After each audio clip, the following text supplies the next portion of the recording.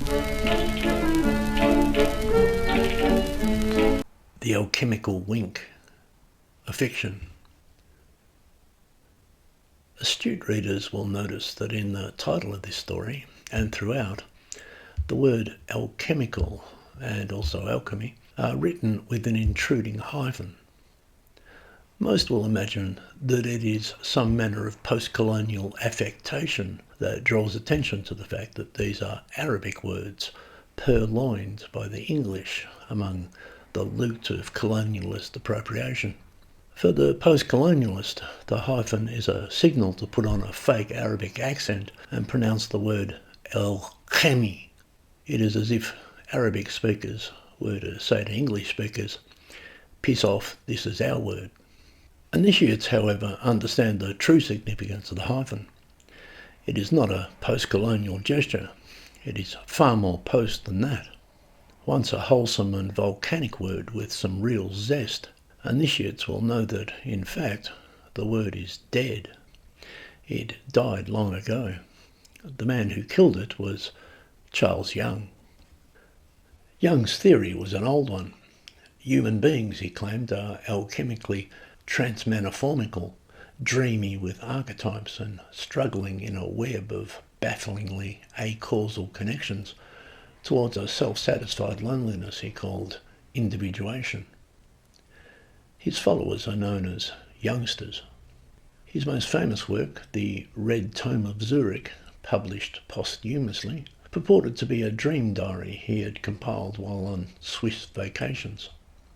It is mainly through Young and the youngsters that the word alchemy and its derivatives were utterly disinsanguinated and now loom in the lexicon like limp biscuits.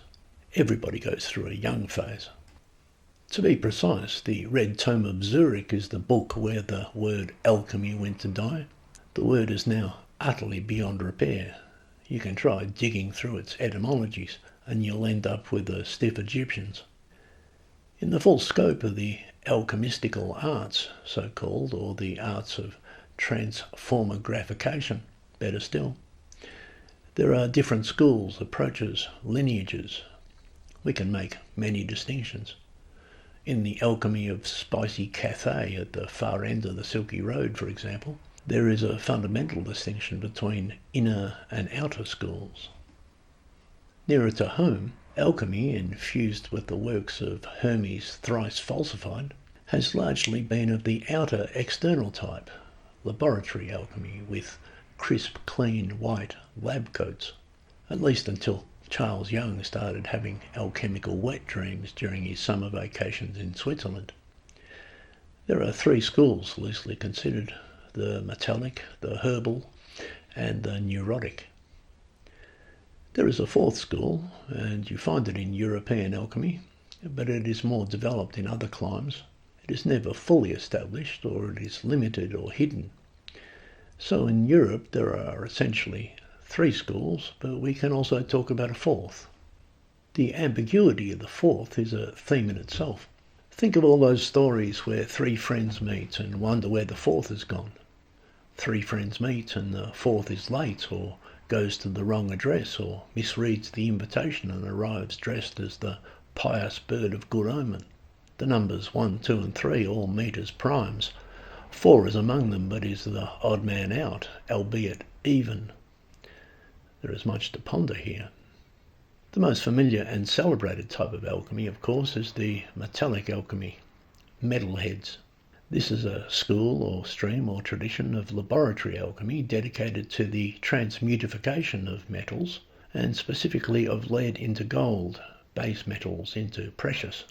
Its materials are the metals, and its methods are adapted from tough-talking metallurgy. This is what is commonly understood as alchemy, and is another reason why the word has been disemboweled. Gold making. Since it was focused upon the production of gold, this school won the patronage of avaricious and usurping kings. It was very quickly populated by charlatans. It reached its zenith during the age of the four-fingered kingdom. The real alchemy of metals is the alchemy of the blacksmith. It is rusty with ironics. It is the bumbling blacksmith, burly and unlettered and hairy-chested, who keeps the secrets of the sacred fire. But metallic alchemy was not native to the cheese-munching Europeans, nor the spear-shaking British. It was imported, intellectual exotica, a new technology sought by kings and the purveyors of war. In the second corner is the alchemy associated with Paracelsus. This stream very deliberately distinguished itself from the metalheads.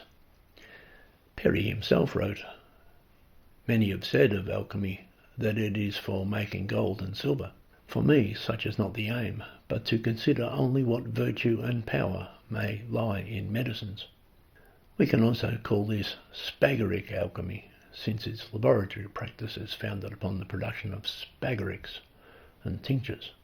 Perry himself made the word spagyric up, which is to his credit. Rather than metallic, this is a herbal alchemy. It is almost entirely herbivorous and is essentially a medical tradition. Instead of the pursuit of gold, it is concerned with health, longevity, a rosy complexion, and ultimately immortality. This has been a very productive and influential stream, especially in the Germanical world. The metallic stream might be the most famed and notorious, but that of Paracelsus has made the deepest impression. Firmly in the Germanical tradition, Perry advanced the theory that you can live forever on nothing but fresh air and sun in your perineum. Today, the alchemy of Paracelsus is the most widely practiced form west of Mount Oroparu. In rustic traditions encountered in some of the 28 marches of the old Silky Road, that of the llama farmers of Tibet, for example, medical and metallic alchemies never fell into distinct and warring factions. This bifurcation is very characteristic of alchemy in the Anglo-French, Germano-Italo-Spanish context.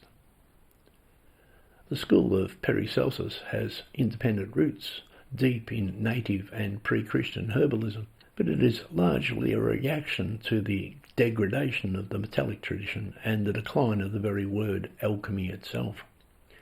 Even in Perry's day, the word was losing blood. The metallic tradition became corrupted with puffers and pretenders. Big John D and his trophy wife Kelly went to Prague. It was patronised by royalty, but only by scumbag kings and queens. Paracelsian alchemy is in some ways a folk alchemy. It reflects the decline of the royal houses of Europe after the French Revolution and the rise of a more democratic order. Metals are for wealthy people. Herbs are for the common man. The Paracelsian therapies are within the reach of everyone. Any man can give perineum sunning a try. A very slightly better word for alchemy is perhaps euphanics.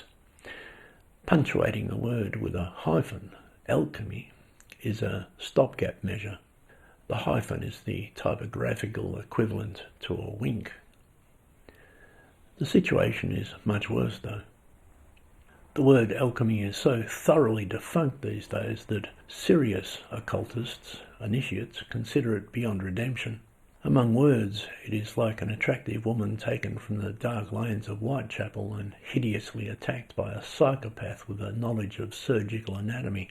When an alchemist is brought in to identify the corpse, he can hardly stomach what has happened. Few words in any language have been so brutally dismembered. Consequently, it is a common practice among initiates for the word alchemy to always be accompanied by a wink. If such an individual is making idle talk about, say, the alchemy of orotodynamic chromatonic lucidity, he or she will punctuate the utterance of alchemy with a quick wink. These days it is hard to say alchemy is one of the hermetic arts and keep a straight face. It was the youngsters who started collecting all the good things of the world and attaching the term the alchemy of ... to them all. The alchemy of dreamy nights, the alchemy of turning 40, the alchemy of keeping a cocker spaniel, the alchemy of 2-column bookkeeping. They literally partied on the word. Regrettably, the word alchemy with derivatives is now in such a state of disrepair that it needs to be accompanied by a flippant eye gesture in order to have any meaning at all. After a while it becomes habitual, like a nervous tic. It is the left eye that winks. It ought not be ostentatious. It is just a wink of the left eye, and subtle enough for plausible deniability. If you are saying alchemy to someone, a non-initiate, such as in the sentence, "Contemporary alchemy is the path to planetary oneness," and you wink, left-eyed, at the hyphen, and your interlocutor says, "Did you wink just then?"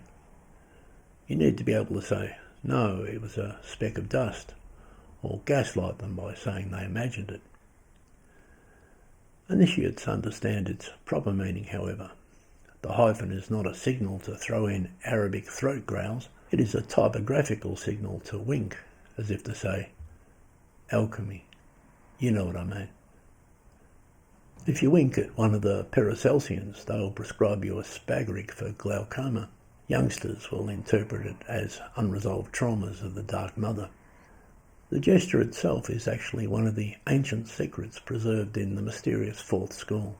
There, the great transformication, the summum bonum, is accomplished, they say, not by years in the lab, and not by decades of therapy and shadow work, and not by exposing your perineum to the sun for endless afternoons. But finally, unexpectedly it happens. This is the secret. In the wink of an eye.